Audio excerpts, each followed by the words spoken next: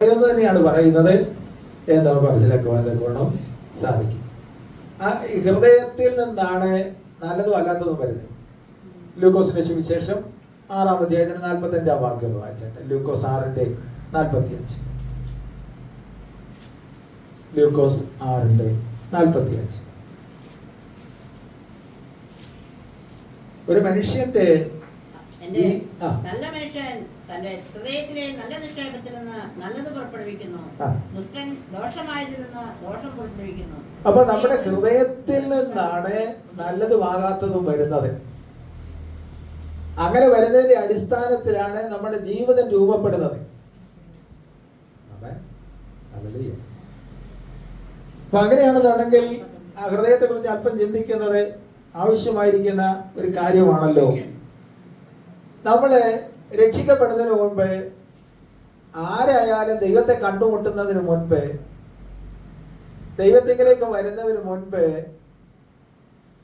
എല്ലാ മനുഷ്യന്റെയും ഹൃദയം പാപം മൂലം കല്ല് പോലിരിക്കുന്ന ഹൃദയം. അതാണ് ആദ്യത്തെ ഹൃദയം എന്ന് പറയുന്നത്. കല്ല് പോലുള്ള ഹൃദയമാണ്. എസെക്കിയേൽ പ്രവചനം 36-ാം അധ്യായത്തിന്റെ 26-ാം വാക്യത്തിൽ രേഖപ്പെടുത്തിയിട്ടുണ്ടത്. ഞാൻ ആവർത്തിച്ചു പറയുന്നു, ഒരു മനുഷ്യൻ ദൈവത്തെ അറിയുന്നതിന് മുൻപ്, യേശുവിനെ രക്ഷകനും കർത്താവുമായിട്ട് അംഗീകരിക്കുന്നതിന് മുൻപ് അവന്റെ ഹൃദയം കല്ലുപോലുള്ള ഹൃദയമാണ്. കാരണം പാപത്താൽ കല്ലുപോലായി തീർന്നിരിക്കുക.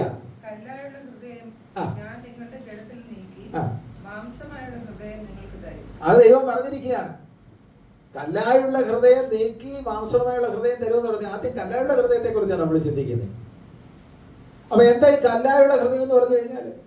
കല്ലായുള്ള ഹൃദയം എന്ന് പറഞ്ഞു കഴിഞ്ഞാൽ കല്ലിന് എന്താണ് റെസ്പോൺസ് ചെയ്യാൻ പറ്റുമോ? എന്തെങ്കിലും പ്രതികരിക്കാൻ പറ്റുമോ? ഇല്ല. കല്ലിനൊന്നും ചെയ്യാൻ പറ്റത്തില്ല. ജീവനില്ലാത്ത പോലെ ഇവിടെ കിടക്കത്തതേ ഉള്ളൂ. എന്ന് പറഞ്ഞു കഴിഞ്ഞാൽ കല്ലിന് എമോഷൻസ് ഒന്നുമില്ല. കല്ലിനെ സംബന്ധിച്ചിടത്തോളം അത് വളരെ ഹാർഡാണ്, വളരെ കട്ടിയുള്ളതാണ്. അതിനെ സംബന്ധിച്ചിടത്തോളം അതിന് പ്രതികരിക്കാൻ പറ്റത്തില്ല, പ്രതികരിക്കാനേ സാധിക്കത്തുമില്ല. അപ്പൊ നാമെല്ലാം രക്ഷിക്കപ്പെടുന്നതിന് മുമ്പ്, ദൈവമക്കളായി തീരുന്നതിന് മുമ്പ് നമ്മുടെ ഹൃദയങ്ങൾ കല്ലുപോലുള്ള ഹൃദയങ്ങളായിരുന്നു പറഞ്ഞു കഴിഞ്ഞാൽ അവിസ്തോത്രം. പ്രധാനമായിട്ടും ദൈവത്തിന്റെ വചനത്തോടും ദൈവത്തിന്റെ സാന്നിധ്യത്തോടും ദൈവത്തിന്റെ മഹത്വത്തോടും പ്രതികരിക്കാൻ പറ്റാത്ത തരത്തിൽ ആയിരുന്നു എന്നാണ് അതിന്റെ അർത്ഥം എന്ന് പറയുന്നത്. അത് ശരിക്കും പറഞ്ഞു കഴിഞ്ഞാല് യേശു കർത്താവ് പറഞ്ഞ ഉപമയിലെ ഈ പാറപ്പുറത്ത് വീണ വിത്തെന്ന് ഉള്ളൊരു പ്രയോഗം കേട്ടിട്ടില്ലേ? അത് കല്ലുപോലുള്ളിടത്ത് അതിനെ, ആ വിത്തിന് വളരാൻ സാധിക്കാത്ത തരത്തിൽ, ചുരുക്കി പറഞ്ഞു കഴിഞ്ഞാൽ ദൈവത്തിന്റെ വചനത്തിന് വേണ്ടതുപോലെ, ദൈവം ആഗ്രഹിക്കുന്നത് പോലെ പ്രതികരിക്കാൻ കഴിയാത്ത ഒരു ഹൃദയമാണ്. അങ്ങനെ ഉണ്ടായിരുന്ന ഹൃദയത്തെ ദൈവം പറയുന്നത് മാറ്റിയിട്ട് നമ്മുടെ ഉള്ളിൽ എന്ത് തരത്തിലുള്ള ഒരു ഹൃദയം തരുമെന്നാ പറഞ്ഞിരിക്കുന്നത്? മാംസളമായുള്ള ഒരു ഹൃദയം തരും.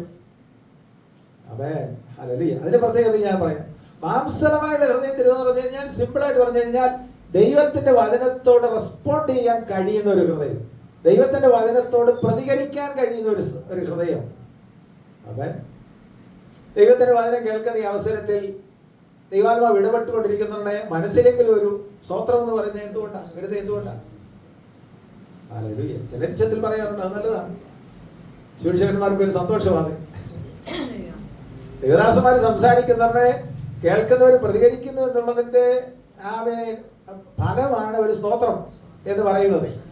പറയുന്നതിന് കുഴപ്പമില്ല. അത് ഞാൻ പറഞ്ഞല്ലേ, വരുന്ന ദേവദാസന്മാർക്ക് അത് കേൾക്കുന്ന ഒരു സന്തോഷമാണ്. അപ്പൊ അവർക്ക് കുറച്ചുകൂടി ഊർജം, കുറച്ചുകൂടെ വളരെ നന്നായിട്ട് സൂക്ഷിക്കാനുള്ളൊരു ഒരു പ്രചോദനം ഉണ്ടാകും. അപ്പൊ ദൈവം പറഞ്ഞത് കല്ലുപോലുള്ള ഹൃദയം മാറ്റിയിട്ട് നിങ്ങൾക്ക് എന്ത് ചെയ്യും? മാംസളമായ ഒരു ഹൃദയം തരുക. ഈ ആദ്യത്തെ ഹൃദയ മാറ്റം ഒരു മനുഷ്യനിൽ നിന്ന് മനുഷ്യനിലേക്ക് ഹൃദയമാറ്റം ശസ്ത്രക്രിയ നടന്ന 1967 സൗത്ത് ആഫ്രിക്കൻ ഡോക്ടറായിരുന്ന ക്രിസ്ത്യൻ ബെർണാഡ് എന്ന് പറയുന്ന ഒരു ഡോക്ടറാണ് 1963 ഡിസംബർ മാസം 3-ാം തീയതി ഒരു മനുഷ്യന്റെ ഹൃദയം മാറ്റിവെച്ചത് ആദ്യമായിട്ട്. പക്ഷേ ശരിക്കും പറഞ്ഞാൽ ആദ്യം ഹൃദയമാറ്റ ശസ്ത്രക്രിയ നടത്തിയത് ദൈവമാണ്.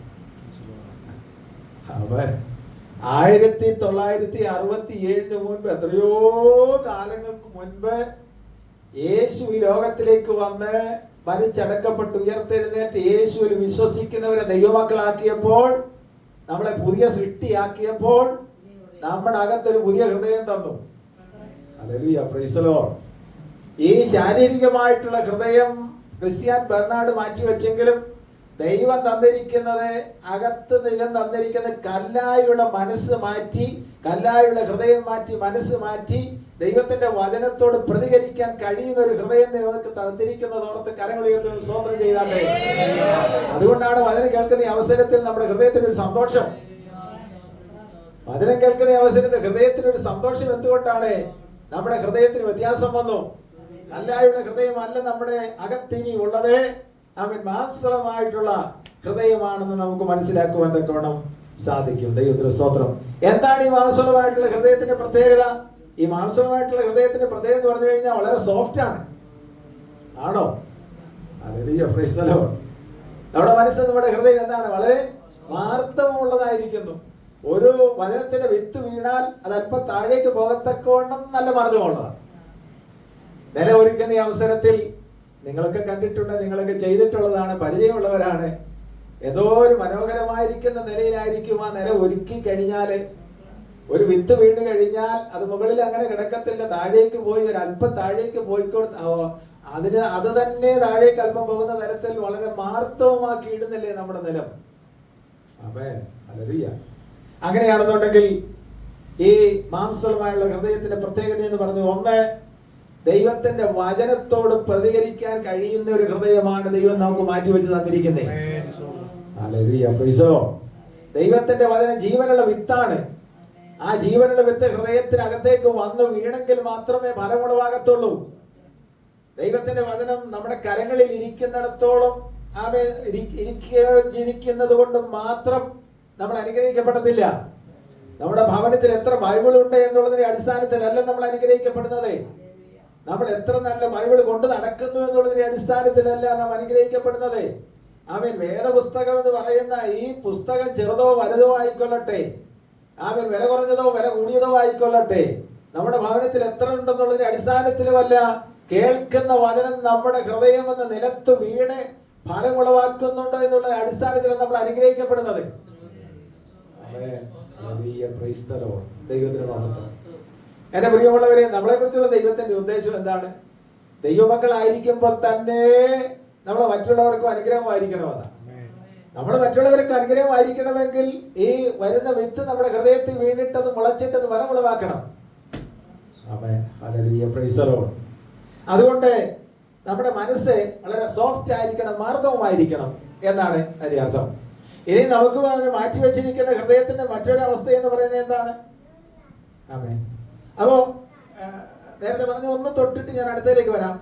നമ്മുടെ ഹൃദയം നല്ല മാർദ്ദവമുള്ള ഹൃദയമാണെങ്കിൽ, മാംസളമായിട്ടുള്ള ഹൃദയം, മാർദ്ദവമുള്ള ഹൃദയമാണെങ്കിൽ, വചനത്തിന് റെസ്പോണ്ട് ചെയ്യുന്ന ഹൃദയമാണെന്നുണ്ടെങ്കിൽ അത്ഭുതങ്ങൾ നടക്കും എന്നുള്ളതിന്റെ തെളിവാണ് ലൂദിയ. അപ്പോസ്തലൻ പൗലോസും ശീലാസും ഫിലിപ്പിയിലേക്ക് ചെന്നു. അവൻ പുഴവക്കിലേക്ക് ചെന്നെന്നാ പറയുന്നത്. എന്ന് പറഞ്ഞു കഴിഞ്ഞാൽ ഒരുപക്ഷെ അവിടെ വേണ്ടതുപോലെ യഹൂദന്മാരെ കുറച്ചുപേർ കൂടുന്ന സിനഗോഗ് അവിടെ ഇല്ലായിരുന്നിരിക്കാം. അതുകൊണ്ട് ആള് കൂടുതൽ വരാൻ സാധ്യതയുള്ളിടത്തേക്ക് അവരെ ചെന്നു. അന്നത്തെ കാലത്തെ വസ്ത്രങ്ങൾ അലക്കാൻ വേണ്ടി ധാരാളം ആളുകൾ പുഴവക്കത്ത് വരും. ഒരു കാലത്ത് നമ്മുടെ നാട്ടിലും അങ്ങനെ ആയിരുന്നു. ഇന്നിപ്പോഴൊക്കെ അല്ലേ വാഷിംഗ് മെഷീനൊക്കെ. പക്ഷെ അന്നത്തെ കാലത്ത്, എൻ്റെ ചെറുപ്പകാലത്ത് പോയിട്ടുണ്ട്. പുഴയിൽ പോയിട്ട് വസ്ത്രങ്ങളൊക്കെ അമ്മ വസ്ത്രമൊക്കെ അലക്കുന്ന അവസരത്തില് എന്റെ പണി എന്ന് പറയുന്നത് അച്ഛൻ കോവിലാർ അല്ലേ, അച്ഛൻ കോവിലാറിന്റെ കുറുകെ നീന്തുക. അതായിരുന്നു എന്റെ പണി. അവര് തുണിയൊക്കെ അലക്കും. അവര് സന്തോഷമാണ്. ഈ ബക്കറ്റ് ഈ തൊട്ടിക്കകത്ത് ഈ വെള്ളമെല്ലാം ഈ വസ്ത്രമെല്ലാം കൂടെ എടുത്തുകൊണ്ട് കുറെ ദൂരം നടക്കണം. കരിമ്പ് കാലയിൽക്കൂടെ നടക്കുന്നത്, കരിമ്പൊക്കെ ഇട്ടിരിക്കുന്ന സ്ഥലത്തൂടെ ഇടയ്ക്ക് അല്പം ഒടിച്ച് തിന്നാനുള്ള സാധ്യതയുണ്ട്. അങ്ങനെ പോയിരുന്ന കാലമൊക്കെ ഓർക്കുന്നുണ്ട്. എല്ലാവരും കൂടെ ചെന്നിട്ട് തുണിയൊക്കെ നനച്ച് ആഘോഷമായിട്ടാണ് തിരിച്ചു വരുന്നത്, മക്കളെല്ലാം കൂടെ. പക്ഷെ അതെല്ലാം മാറി. പക്ഷെ അന്നത്തെ കാലത്ത് സ്തോത്രം അങ്ങനെ ആളുകൾ വരുന്ന ഒരിടമായിരുന്നു പുഴവക്കത്ത് ചെന്നത്. അങ്ങനെ പുഴവക്കത്ത് ചെന്നിട്ട് അപ്പോസ്തലൻ പൗലോസ് എന്താണ് പ്രസംഗിക്കുകയാണല്ലേ. അങ്ങനെ പ്രസംഗിക്കുന്ന അവസരത്തിൽ അത് വിചിത്രമായിട്ട് തോന്നാം. പുഴവക്കത്ത് ചെന്ന് പ്രസംഗിച്ചല്ലേ. പ്രസംഗിക്കുന്ന ഈ അവസരത്തിൽ അവിടെ രേഖപ്പെടുത്തിയിരിക്കുന്നു. സ്തോത്രം. ലൂദിയായുടെ ഹൃദയം എന്ത് ചെയ്തു? ദൈവം തുറന്നു. വചന ഹൃദയത്തിനകത്തേക്ക് വീണു. അവര് ആ നിമിഷം കൊണ്ട് അവിടെ ഹൃദയത്തെ, കല്ലായുടെ ഹൃദയത്തെ മാംസമാക്കി തീർത്തു. അങ്ങനെ വചനം അവിടെ ഹൃദയത്തിൽ വീണത് കൊണ്ടാണ് ഫിലിപ്പിയിൽ ഒരു സഭയുണ്ടായത്. എനിക്ക് തോന്നുന്നു, എന്റെ ഊഹം ശരിയായിരിക്കാം, സ്തോത്ര, ഫിലിപ്പിയിലെ സഭയ്ക്ക് നടുത്തൂണായിട്ട് അവളെ ദൈവം മാറ്റിയിട്ടുണ്ട്. അതുകൊണ്ട് നമ്മുടെ ഹൃദയം ദൈവത്തിന്റെ വചനത്തിന് വേണ്ടി ഏൽപ്പിച്ചു കൊടുക്കണം. രണ്ടെന്ന് പറയുന്നത് 1 ശമൂവേലിന്റെ പുസ്തകം 24-ാം അധ്യായം 5-ാമത്തെ വാക്യത്തിൽ രേഖപ്പെടുത്തിയിട്ടുണ്ട്. അത് വായിച്ചാട്ടെ. 1 ശമൂവേൽ 24:5.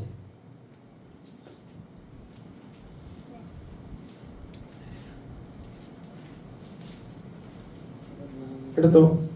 ശൗലിന്റെ വസ്ത്രാഗ്രം മുറിച്ചു കളഞ്ഞതുകൊണ്ട് പിന്നത്തേതിൽ ദാവീദിന്റെ മനസ്സാക്ഷി കുത്തിത്തുടങ്ങി. നിങ്ങൾ ശ്രദ്ധിച്ചു പറയുള്ളവര്, അത് അല്പം ചിന്തിക്കേണ്ട കാര്യമാണ്. നിങ്ങൾക്ക് ചരിത്ര പശ്ചാത്തലമൊക്കെ അറിയാമല്ലോ. ദാവീദ് അഭിഷേകം പ്രാപിച്ച ഒരുത്തനായിരുന്നു, അഭിഷേകം ചെയ്യപ്പെട്ട ഒരുത്തനായിരുന്നു. രാജാവാകാൻ കുറെ കാലങ്ങൾ എടുത്തു എന്ന് മാത്രമേ ഉള്ളൂ. അപ്പൊ ഇതിനിടയ്ക്ക് ശൗലിനെ അസൂയ കൊണ്ട് ദാവീദിനെ കൊല്ലാനുള്ള ശ്രമങ്ങളൊക്കെ നടത്തിക്കൊണ്ടിരിക്കുക. അങ്ങനെ ഒരിക്കലും നടത്തുന്ന ഈ അവസരത്തിൽ ഇവർ തമ്മിൽ ദാവീദിന്റെ കൂടെ കുറച്ചു പേരുണ്ട്, ശൗലിന്റെ കൂടെ കുറച്ചു പേരുണ്ട്, ദാവീദിന്റെ കൂടെ കുറച്ചു പേരുണ്ട്.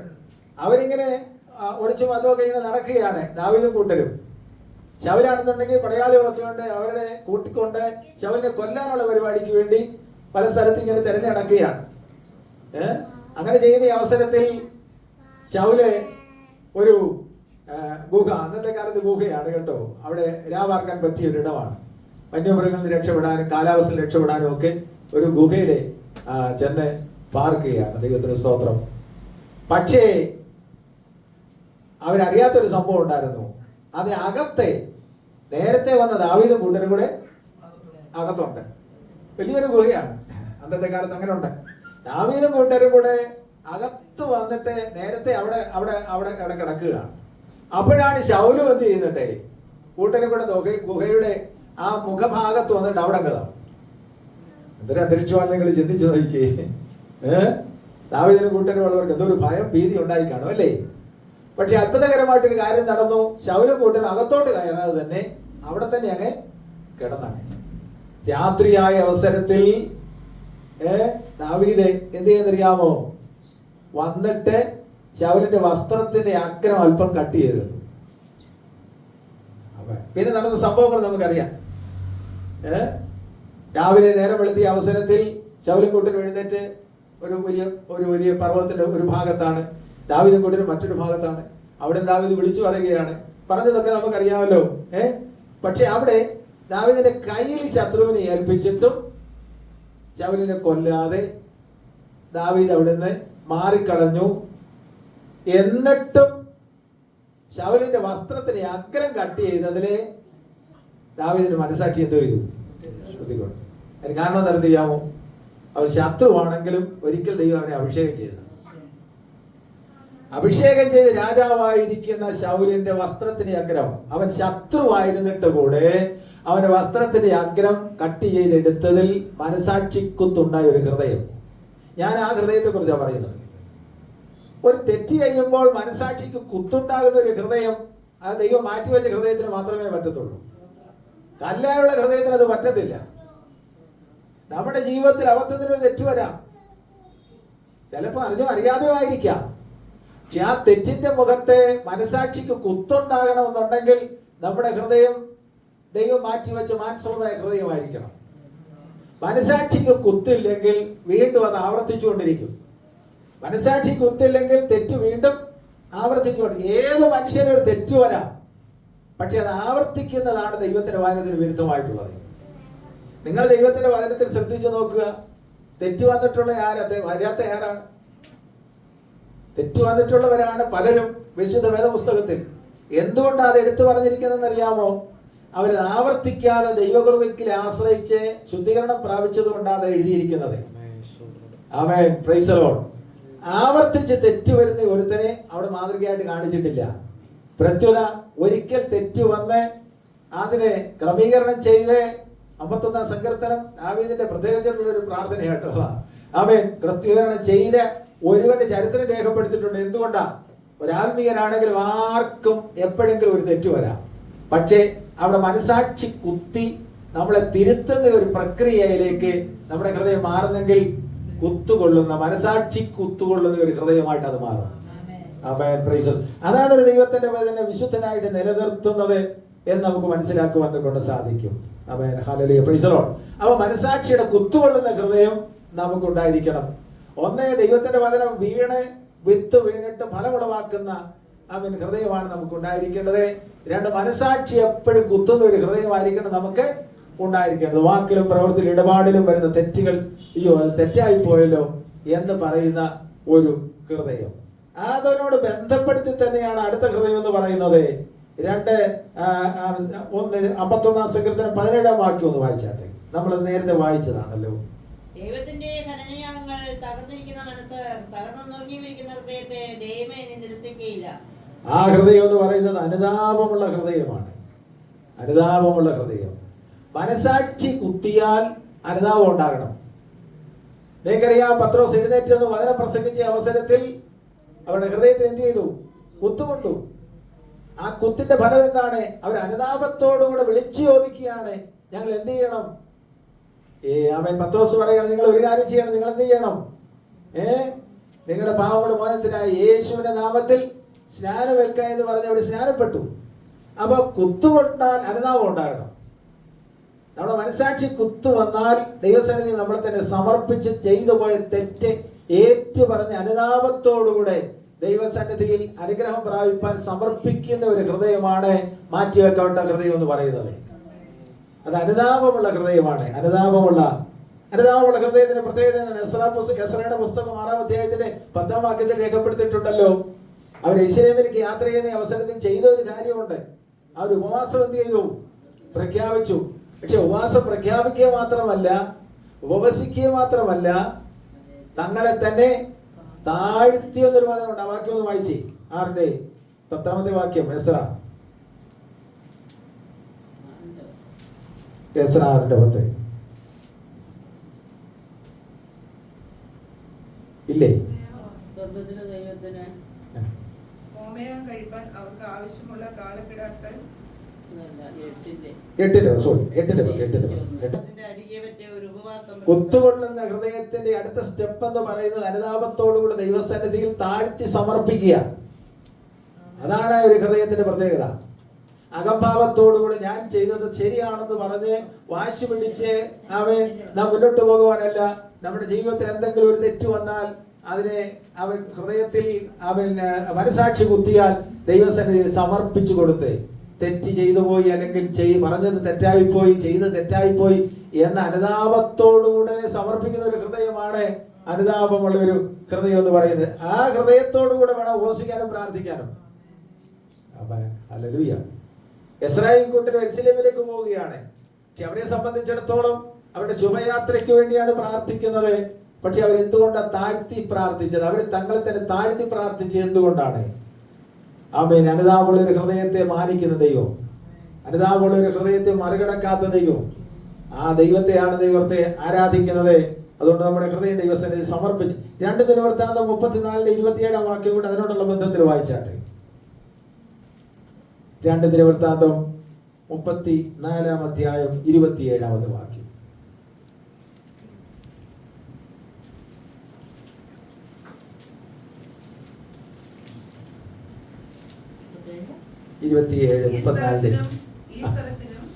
നിവാസികൾക്ക് വിരോധമായുള്ള ദൈവത്തിന്റെ വചനങ്ങളെ നീ കേട്ടപ്പോൾ നിന്റെ ഹൃദയം അലിഞ്ഞ് നീ അവന്റെ മുൻപാകെ നിന്നെ തന്നെ താഴ്ത്തുകയും. അപ്പൊ ഹൃദയം അലിഞ്ഞെന്ന് പറഞ്ഞു കഴിഞ്ഞാൽ കല്ലുപോലുള്ള ഹൃദയം അലിയത്തില്ല. ദൈവം മാറ്റി വെച്ചിരിക്കുന്ന മാർദ്ദവമുള്ള ഹൃദയം, മാംസളമായ ഹൃദയം, സോഫ്റ്റ് ആയിട്ടുള്ള ഹൃദയം, അത് അലിയുന്ന ഒരു ഹൃദയമാണ്. ദൈവത്തിന്റെ മനസ്സിൽ അങ്ങനെയുള്ള ഹൃദയത്തിനെ ഉണ്ടാകത്തുള്ളൂ. ദുഃഖിതരെ കാണുമ്പോൾ, ആവശ്യക്കാരെ കാണുമ്പോൾ, രോഗികളെ കാണുമ്പോൾ, വ്യഥ അനുഭവിക്കുന്നവരെ കാണുമ്പോൾ, ആവശ്യത്തിലിരിക്കുന്നവരെ കാണുമ്പോൾ യേശുവിനുണ്ടായ മനസ്സിൽ ആർക്കും ഉണ്ടാകണം, നമുക്കും ഉണ്ടാകണം. നമുക്കറിയാം, യേശുവിനെ കേൾക്കുവാൻ വന്ന ജനം വിശന്നിരിക്കുന്നവരെ സംബന്ധിച്ചിടത്തോളം യേശുവിനെ മനസ്സിൽ ഉണ്ടായെന്ന. ശമരിയക്കാരനെ കുറിച്ച് നമുക്കറിയാം, നല്ല ശമരിയക്കാരനെ കുറിച്ച് അറിയാം. മുറിവേറ്റ് കിടക്കുന്ന മനുഷ്യനെ കണ്ടിട്ട് എന്ത് സംഭവിച്ചു? അവന് മനസ്സലിഞ്ഞെന്ന് രേഖപ്പെടുത്തിയിരിക്കുന്നേ. മനസ്സലിവിലൂടെ ഹൃദയം മാറ്റിവെക്കപ്പെട്ട പുതിയ ഹൃദയത്തിന് മാത്രമേ ഉണ്ടാകത്തുള്ളൂ. കഠിനമായിട്ടുള്ള ഹൃദയത്തിൽ ഒരു മനസ്സലിവ് ഉണ്ടാകത്തില്ല. അപ്പൊ മനസ്സലിവ് മാത്രമല്ല, നിങ്ങളെ തന്നെ താഴ്ത്തുവാനിടയായി തീർന്നു. 51:1 ആമേൻ. നേരത്തെ വായിച്ച വാക്യം വായിച്ച് നമുക്ക് തീർക്കണം. ആമേൻ, സ്തോത്രം. 51:10 വായിച്ചാട്ടെ. 51 നിർമ്മലമായ ഒരു ഹൃദയം എന്നിൽ സൃഷ്ടിച്ചേ. നിർമ്മലമായ ഹൃദയം. നിർമ്മലമായ ഹൃദയം എന്ന് പറഞ്ഞു കഴിഞ്ഞാൽ അവന് വളരെ അർത്ഥങ്ങളുണ്ട്. എന്താണ് നിർമ്മലം എന്ന് പറഞ്ഞു കഴിഞ്ഞാൽ? അവൻ അഴുക്കൊന്നുമില്ലാത്ത വൃത്തിയുള്ള നിർമ്മലം എന്ന് പറഞ്ഞു കഴിഞ്ഞാല് ഈ സമാഗമന കൂടാരത്തിലെ കാഴ്ചയപ്പത്തിന്റെ മേശയിലുള്ള ആ മേശമേൽ ഉണ്ടാക്കുന്ന ഈ അപ്പത്തെ കുറിച്ച് രേഖപ്പെടുത്തിയിരിക്കുന്നത് നിർമ്മലമായ മാവുകൊണ്ട് എന്ന് പറഞ്ഞു കഴിഞ്ഞാൽ, നേരിയ മാവുകൊണ്ടെന്ന് പറഞ്ഞു കഴിഞ്ഞാൽ നിർമ്മലമായ മാവുകൊണ്ട്. അത് കല്ലും കട്ടയൊന്നും ഇല്ലാത്ത മാവുകൊണ്ട് എന്ന് പറഞ്ഞു കഴിഞ്ഞാല് അതിന് കട്ടകളൊന്നും ഇല്ലാത്ത മാവുകൊണ്ട് 7 അരിപ്പ കൊണ്ട് അരിച്ചിട്ട് ആദ്യം വലിയ കണ്ണിയുള്ള അരിപ്പ, അതിനെക്കാട്ടി ചെറിയ കണ്ണിയുള്ള അരിപ്പ, പിന്നെ ചെറിയത്, അങ്ങനെ 7ാമത്തെ അരിപ്പ വരുന്ന അവസരത്തിൽ കണ്ണോട് നേരിട്ട് നോക്കിയാൽ കാണാത്ത തരത്തിലുള്ള ആ ശിക്ഷണങ്ങളുള്ള അരിപ്പയാണ്. അപ്പൊ അതിൽ കൂടെ വരുന്ന ആ മാവെന്ന് പറഞ്ഞ നേരിയ മാവെന്ന് പറഞ്ഞു കഴിഞ്ഞാല് നിർമ്മലമായ മാവാണ്. വളരെ അവന് ഒരു കളങ്കമില്ലാത്ത, ഒരു കുറവുമില്ലാത്ത ഒരു ഹൃദയത്തെ കുറിച്ച് ഇവിടെ പറയുന്നത്. നിർമ്മലമായ എന്ന് പറയുന്നത് പ്യൂർ ആണ്, 100% പ്യൂർ, സിൻസിയർ ഹാർട്ടാണ് എന്ന് പറഞ്ഞു കഴിഞ്ഞാൽ ആ ഹൃദയത്തിനകത്ത് വേറെ മോട്ടീവ് ഒന്നുമില്ല. നമ്മളൊരു കാര്യം പറയുന്ന അവസരത്തിൽ വേറെ അർത്ഥമൊന്നുമില്ല. നമ്മളൊരു കാര്യം ചെയ്യുന്ന അവസരത്തിൽ ഹിഡൻ അജണ്ട ഒന്നുമില്ല. നമ്മളൊരു കാര്യം പറയോ ഒരു കാര്യം ചെയ്യുകയോ ചെയ്യുന്ന അവസരത്തിൽ നമ്മുടെ സ്വാർത്ഥതയിലുള്ള വേറെ താല്പര്യങ്ങളോ അതിനകത്തില്ല. അതാണ് ഒരു നിർമ്മലമായ ഹൃദയം എന്ന് പറയുന്നത്. ദൈവസന്നിധിയിൽ വരുന്ന അവസരം, ദൈവത്തെ ആരാധിക്കുന്ന അവസരം നമ്മൾ എല്ലാവർക്കും ഉണ്ടായിരിക്കേണ്ട ഹൃദയമാണ് നിർമ്മലമായ ഹൃദയം. വേറെ മോട്ടീവ് ഒന്നുമില്ല. കൂട്ടായ്മയ്ക്ക് വരുന്നതിൽ വേറെ ഒരു മോട്ടീവും ഇല്ല, വേറെ ഒരു ഒളിഞ്ഞിരിക്കുന്ന അജണ്ട ഒന്നുമില്ല. ദൈവത്തെ ഒരുമിച്ച് ആരാധിക്കണം, ദൈവത്തിന്റെ നാമത്തിന് വേണ്ടി നിലകൊള്ളണം, ദൈവത്തിന്റെ സാക്ഷികളായി തീരണം, ദേശത്തെ ദൈവത്തിന്റെ നാമത്തിന് വേണ്ടി നിലകൊള്ളണം. ഇതൊക്കെ ആയിരിക്കണം നമ്മുടെ ഹൃദയത്തിനകത്ത് ആ ഉദ്ദേശം എന്ന് പറയുന്നത്. മറ്റു പല ഉദ്ദേശത്തോടുകൂടെ പലയിടത്തും പോകുന്ന ആളുകളുണ്ടായിരിക്കാം. പക്ഷേ ദൈവസഭയിൽ നിർമ്മലമായ ഹൃദയത്തോടുകൂടെ ദൈവത്തെ ആരാധിക്കുന്ന ദൈവത്തിന്റെ പൈതലിന് ഹിഡൻ അജണ്ട ഒന്നുമില്ല, അല്ലെങ്കിൽ മറ്റു മോട്ടീവ് ഒന്നുമില്ല, മറ്റു ഉദ്ദേശങ്ങൾ താല്പര്യങ്ങളൊന്നുമില്ല. അതാണ് നിർമ്മലമായ ഹൃദയം എന്ന് പറയുന്നത്. ആമേൻ, പ്രൈസ് ദി ലോർഡ്. സുതാര്യമായ ഹൃദയമാണ് എന്ന് പറഞ്ഞു കഴിഞ്ഞാൽ ഹൃദയത്തിനകത്ത് ഒളിഞ്ഞിരിക്കുന്നതൊന്നുമില്ല. ആ ഹൃദയത്തിനകത്ത് ഒളിഞ്ഞിരിക്കുന്നതൊന്നുമില്ല. കാരണം ഒളിഞ്ഞിരുന്ന് ആ ഹൃദയത്തിനകത്ത് എന്തെങ്കിലും ഒളിഞ്ഞിരിപ്പുണ്ടെങ്കിൽ ദൈവത്തിന് കാണാം. ഹൃദയങ്ങളെ ശോധന ചെയ്യുന്ന ദൈവമല്ലേ. അപ്പൊ ആരാധിക്കുന്നവർക്കുണ്ടായിരിക്കുന്ന നിർമ്മലമായ ഹൃദയം എന്ന് പറഞ്ഞു കഴിഞ്ഞാല് ദൈവത്തിന് സ്തോത്രം. മാത്രമല്ല പാപത്തെ ചെറുത്തു നിൽക്കുന്ന ഒരു ഹൃദയം, അതാ നിർമ്മലമായ ഹൃദയം. അഴുക്കുപറ്റാൻ സാധ്യതയുള്ള ഇടത്തു നിന്നും മാറി നടക്കുകയും അഴുക്കുപറ്റാൻ സാധ്യതയുള്ള സാഹചര്യങ്ങളിൽ നിന്നും ഒഴിഞ്ഞു പോവുകയും അഴുക്കുപറ്റാൻ സാധ്യതയുള്ള സാഹചര്യങ്ങൾ ഒരിക്കലും ജീവിതത്തിൽ സ്തോത്രം അഴുക്ക് കൊണ്ടുവരത്തില്ലെന്ന് ഉറപ്പുവരുത്തുകയും ചെയ്യുന്ന ഒരു ഹൃദയമാണ് നിർമ്മലമായ ഹൃദയം. ആമേൻ, ഹല്ലേലൂയ, പ്രൈസ് ദി ലോർഡ്. ദൈവത്തിന്റെ മഹത്വം. ഞാനൊരു ഇങ്ങനെ കേട്ടിട്ടുണ്ട്, എനിക്കറിയത്തില്ല, അതിനെക്കുറിച്ച് കൂടുതൽ പഠിക്കേണ്ടിയിരിക്കുന്നു. ഒരു പ്രത്യേകതരം ജീവിയുണ്ട്, അതിന്റെ ഉടുപ്പെന്ന് പറയുന്നത്, അതിന്റെ രോമം എന്ന് പറയുന്നത് വളരെ വിലയേറിയ രോമമാണ്. മനുഷ്യൻ അതിനെ കണ്ടു കഴിഞ്ഞാൽ അത് വളരെ പ്രഷ്യസ് ആണ്, ഭയങ്കര വിലയാണ് അതിന്. പക്ഷേ അതിനെ പിടിക്കാനായിട്ട് വലിയ ബുദ്ധിമുട്ടാണ്. അതിന് മാളകൾ ഉണ്ടാക്കിയിട്ട് അതിനകത്ത് മുയൽ പോലുള്ളതാണ്, അത് മാളം ഉണ്ടാക്കിയിട്ട് അതിനകത്തോടകത്തോടങ്ങ് പോകും, അതിനെ പിടികിട്ടത്തില്ല. അതിനെങ്ങനെയാ പിടിക്കുന്നറിയാമോ? അവരെ ആ മാളത്തിന്റെ അവിടെ അശുദ്ധമായ എന്തെങ്കിലും കൊണ്ടുവെക്കും. ഈ ജീവിക്ക് ഒരു പ്രത്യേകതയുണ്ട്, ആ അശുദ്ധമായതിനടുത്ത് വരത്തില്ല. കാരണം അതിന്റെ ഉടുപ്പ്, അതിന്റെ രോമക്കുപ്പായം അത്ര പ്രഷ്യസ് ആയതുകൊണ്ട്, നിർമ്മലമായതുകൊണ്ട്, അത്ര വിശുദ്ധമായതുകൊണ്ട് അഴുക്കിരിക്കുന്നിടത്ത് അതിന് ഒരിക്കലും വരാൻ പറ്റത്തില്ല. ജീവൻ പോയാലും ആ മാളത്തിൽ അത് കയറാൻ പറ്റത്തില്ല. കാരണം അത് അഴുക്കൊണ്ടിട്ടിരിക്കുക മനുഷ്യനെ, അവരെ പിടിക്കാൻ വേണ്ടി. അങ്ങനെയാണ് അതിനെ പിടിക്കുന്നത്. അപ്പൊ ഒരു ദൈവത്തിന്റെ വയതിൽ അങ്ങനെ ആയിരിക്കണം. ദൈവമക്കൾക്ക് നിർമ്മലമായ ഒരു ഹൃദയം ദൈവം നമുക്ക് തന്നിരിക്കുന്നു. അശുദ്ധിയിൽ നിന്നും പാപത്തിൽ നിന്നും അകന്നു നിൽക്കുവാനും അതിനോട് അടുത്തു പോകാതിരിക്കാനും, ജീവൻ വെക്കേണ്ടി വന്നാലും ജീവൻ കൊടുക്കേണ്ടി വന്നാലും സ്തോത്രം പാപത്തോടൊരു ബന്ധമില്ലെന്ന് ഉറപ്പുവരുത്തിക്കൊണ്ട് പോകുന്ന ഒരു ഹൃദയമാണ് നിർമ്മലമായ ഹൃദയം.